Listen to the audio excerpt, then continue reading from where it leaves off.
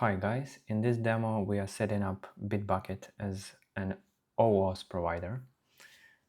First we will need to access the workspace settings in the Bitbucket dashboard and then OAuth consumers.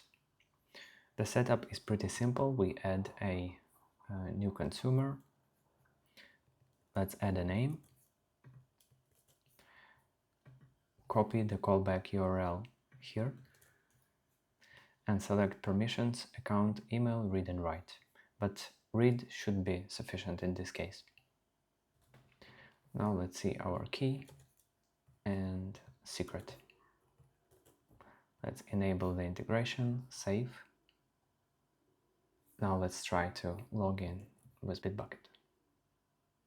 Right, here is our test application, grant access, and we have successfully logged in. Here is our new provider. That's it. Thank you very much.